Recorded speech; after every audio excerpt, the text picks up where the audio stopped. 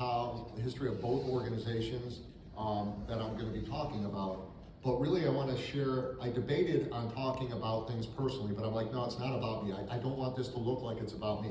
But since you heard a little bit about me, I am going to make it a bit personal and say, I encourage you to get involved because it's amazing where you can end up.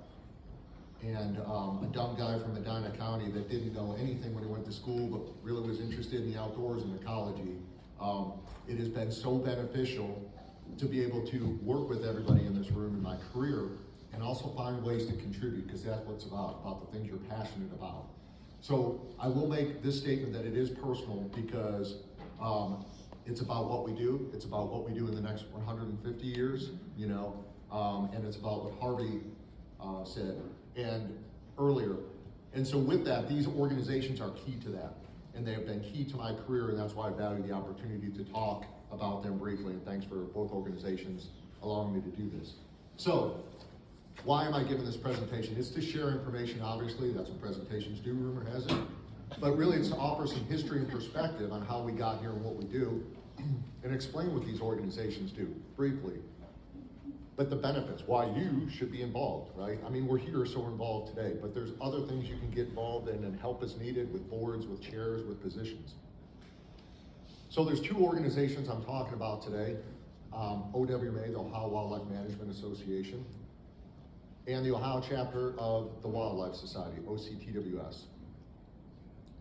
So Harvey really stole it when he said 1978 was his first one. I can't find my agendas from my first conferences. I believe it was 99, maybe 2000. But what I did find is this fantastic picture of that younger dude.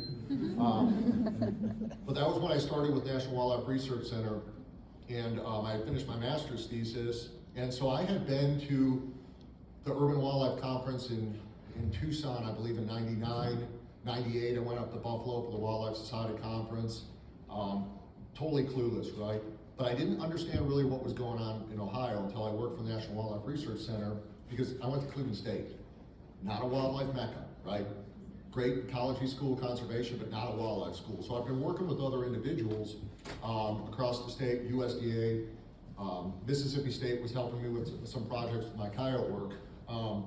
But I didn't understand really what was going on. And then so I do this poster. I'm encouraged to do a poster, and those posters look a little different then, you know, than they do now. But what was interesting is that opportunity allowed me to attend the business meetings. And so business meetings, you gotta go through Roger's rules and do the business meetings. I know the boards know, and sometimes that's not terribly exciting. But what you're talking about also is legislation that matters to conservation. You're talking about cutting edge research, you're talking about needs, you're hearing about the challenges, you're hearing about funding, you're hearing about opportunities at these business meetings, and you're also networking. So when I went to these two business meetings, I was amazed to hear about some of the other work that I didn't know about as a student or a young professional. So go to the business meetings. You may not hit a good one, it may just be a quick business meeting, but there's usually something very good talking about legislative affairs. Nick talked about that last night. So my professional involvement. I wasn't gonna put this in, but since you heard my thing, but look, the dumb guy from Medina County bumping around figuring out his wildlife career, you know, I thank you, Damon, roping me in to OCTWS to run for president. And I was fortunate enough to serve in these positions.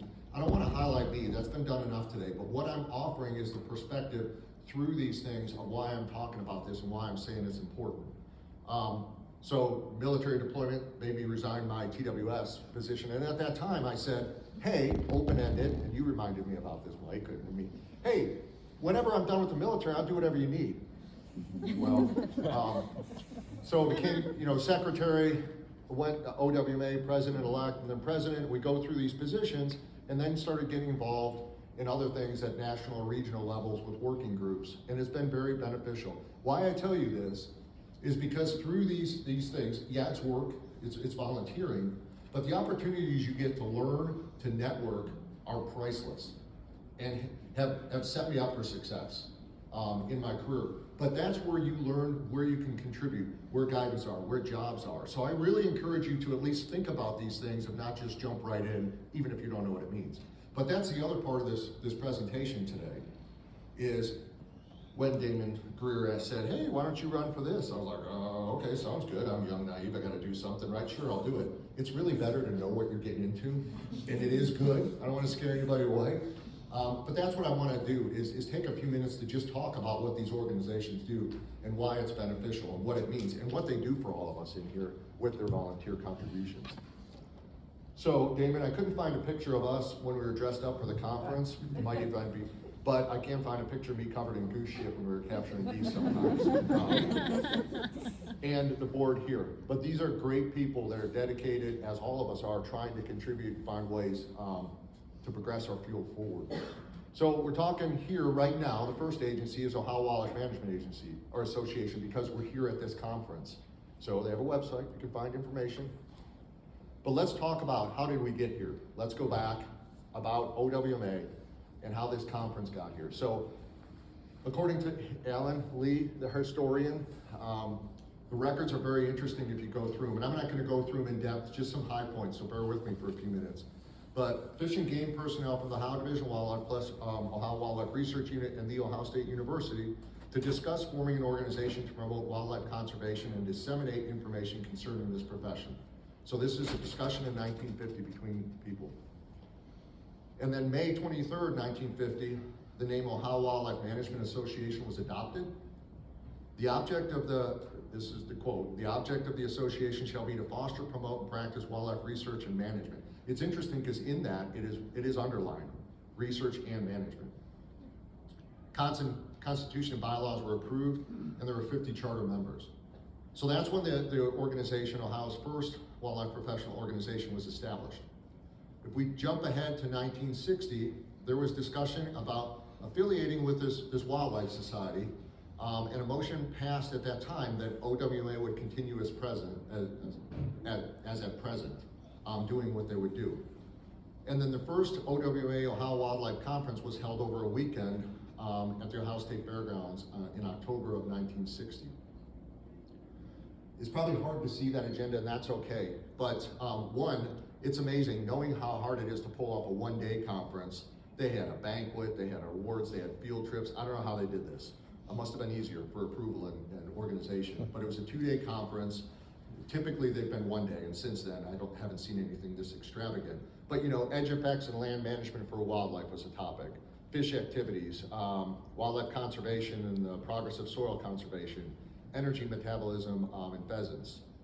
So interesting topics. Some of the same things that we're looking at today, but it's interesting looking at that at this first conference in 1960. And so 1963 at the annual business meeting, just again, a couple of history points, bear with me. Dale Whitesell advised that strong consideration be given to a group responsible to represent the attitude of the OWMA at legislative committees, etc., to present professional views. I put this in here because this is really important, and you may not realize it if you're not familiar with the business workings. But when you think about our profession and all the experience that goes into the input from various agencies, it's very strong, and it represents when bills are up, House bills, Senate bills, state, federal level, when somebody's looking for guidance, that this group of organizations or professionals can put together a white paper or a recommendation or a letter of support or against. And so this is some really important business in our field that goes into that these organizations do representing us. And then Tony Peterly commented on membership in TWS and that an Ohio chapter had been formed. So this is in 1963, and I'm gonna switch over to TWS, but for now to continue with OWMA's history. The objectives of OWMA shall be, and this is right from the current website, but to foster, promote, and practice wildlife research and management, to sponsor an annual Ohio Wildlife Conference, and here we are, many years later, and meetings that bring together people of diverse wildlife interests and backgrounds, and to present, well, how ironic, when I put this together, an award, a very, well, thank you. It's an important award. So that's, you know, the website. I'd encourage you to go to the website beyond the conference, because I didn't know. That my point to telling the personal stories, I didn't realize all this stuff that had gone on. You kind of learn it as you go, but learn now and get involved now if you're not. So here we are at the conference and the business meeting, again, to encourage attendance at the business meeting to just learn and network. Membership, if you don't know it, you get automatic membership. That's the great thing about it, is when you register for the conference, you're automatically a member. Then you get the information. Of course, if you don't go to the conference, I'm sure you can contact about ways to join in between. The one thing that's changed over the years, though, for various reasons, is it's not possible for OCTWS and OWMA to do their memberships together anymore. So just OCTWS membership is not included in this like it used to be. You could check a box. So that's separate, and I'll talk about that more for TWS, but for their membership as well. And you have to look at the website. So president, president-elect, past president, secretary, treasurer, executive officer, and actually I realized on here, Nick's position as legislative and resolutions chair is listed, and Alan Lee as a historic chair, right, as well. So let's step back briefly and talk about our profession. Now we're going to step away from Ohio and what's going on nationally as we introduce the Wildlife Society. So wildlife conservation and management became recognized as a formal discipline in the 1930s. If you come from a wildlife program or conservation, know anything about Aldo Leopold, this should make sense. But Aldo Leopold, Arthur Allen, and Herbert Stoddard began to give presentations on wildlife ecology and management nationally in the late 20s. This kind of took the place of game breeding discussions that were going on. Leopold and a distinguished group of wildlife conservationists were asked by the American Game Institute, which is now the Wildlife Management Institute, to draft a policy to guide wildlife conservation. And the 1930 American Game Policy laid out a broad vision, acknowledging that existing conservation programs were inadequate to stem the declines in wildlife. The policy called for a program of restoration implemented by scientifically trained professionals with a stable funding source. I don't know if funding will ever be stable, but another story. But the policy also declared that it was time for wildlife management to be recognized as a distinct profession and developed accordingly. So this really is the establishment of the wildlife profession in the 30s, formally. So the Wildlife Society, subsequent establishment of university, our co-op units across the nation, Pittman Robertson, federal aid, funding, support. Wildlife conservation and management still lacked a nucleus, the organization to establish professional and ethical standards and promote communication. So all these other good things are going on, but there's like still identified a need. So wildlife members from the Midwest states met in 1935 to discuss forming a national professional society to represent all these things. In February 1936, the first North American Wildlife Conference was held in Washington, D.C., 1936. And the following year at the second North American Wildlife Conference, the Wildlife Society was formally established in 1937. So technically established in 1936, the name was changed in 1937. And the society is developed on some subunits, which I'll talk about, regional sections, local chapters, and working groups. The first subunit or section was established in 1938, and the first state chapter was established in Minnesota in 1948. So that's nationally what's going on, while Ohio had the Ohio Wildlife Management Association already started. So the Wildlife Society Conference, it's a great event if you can go. It was in Louisville this year. We had a great time networking with some of us from Ohio there. The next one's in Baltimore. So TWS, as a national organization, does our certification for certified wildlife biologists and associate wildlife biologists, and you can find all this stuff online. So just briefly, and then there's working groups. I think the working groups are very beneficial. If you have an interest in a certain field or a certain part of our job, get involved, because they're forums for common interests and networks. There's 28 of them now. I've served on the board for the Urban Wildlife Working Group and just recently left the role with the Damage Management Working Group. These are the groups that TWS is asking for guidance for policies and legislation. And it's a great network for your specialized or whatever you're interested in a specialty. There's 8 sections in TWS. We are part of the North Central section. They host the Midwest Fish and Wildlife Conference. And the Ohio chapter of TWS was established in 1963. The objectives were consistent with the national unit: to develop and promote sound stewardship of wildlife resources of the environment upon which wildlife and people depend, to undertake an active role in preventing human-induced environmental degradation, and to increase awareness and appreciation of wildlife values, to seek the highest standards in all activities of the wildlife profession. So our Ohio chapter has a webpage as well. I'd encourage you, it's under the national page to look for this, but this is where you can find information about sections, chapters, working groups, the conferences. OCTW membership, again, is separate.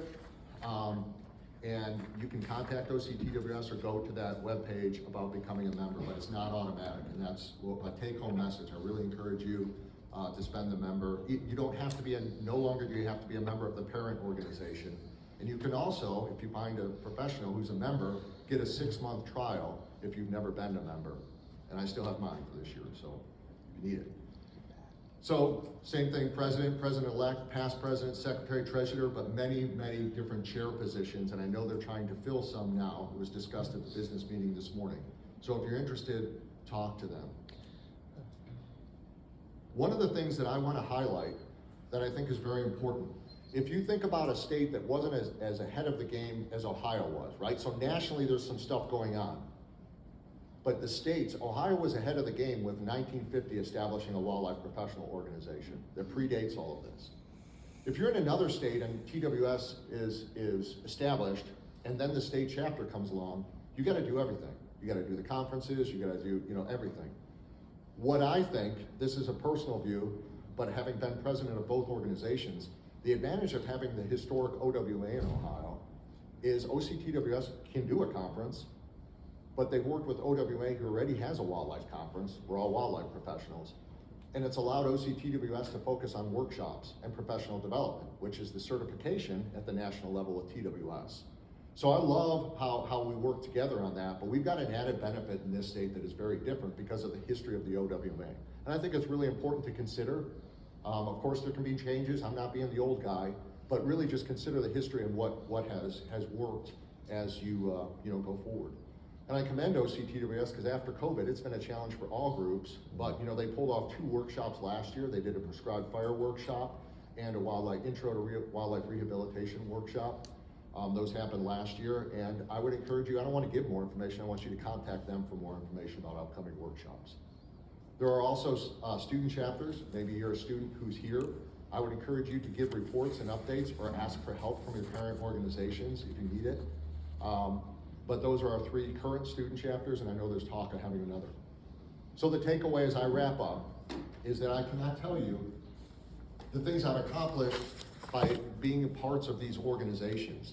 You don't have to do it formally if it's scary. You don't have to jump into a president-elect position, right? But if you go to these meetings, you're gonna meet, you're gonna hear, you're gonna be able to follow up with specific questions, you're gonna have these opportunities for networking. And most of the time, when I'm at these events, there's some great people in here for trying to do the right thing with a passion for what we do. And I'll end it with this, because I can't do a completely serious presentation. So I was at the TWS conference in Winnipeg with a colleague, not from Ohio, and we were on a field trip or a workshop, I don't remember exactly what it was, and we're talking about like, hey, we can see this, and they were talking some really interesting things. I'm gonna go hear about human-wildlife conflict with polar bears. I'm in, like really interesting things. And they're like, yeah, and over there, they've got, they're teaching people how to use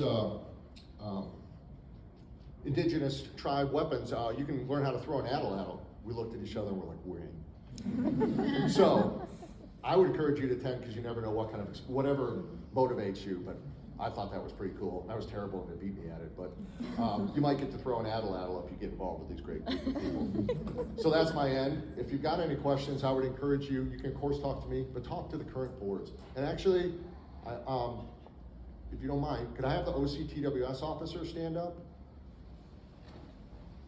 So that's OCTWS, right? We're at the OWA conference, so thank you. Those are the faces, those are who you want to talk to. And OWA, if you wouldn't mind, I think people know you from the conference, could you stand up? So, thank you. I would encourage you to talk to them with your questions and your follow-ups. And if you think there's a need or an action item, go to the meeting and propose it. There's open discussion to say, hey, I was thinking about this. My student chapter need this. I go to a non-traditional school like I did for wildlife. I would love this support, or I have an idea for a workshop. I'm betting they'd love to hear it. I'll shut up now because I think I'm over time, but thank you for the opportunity to talk about these organizations today. Get involved.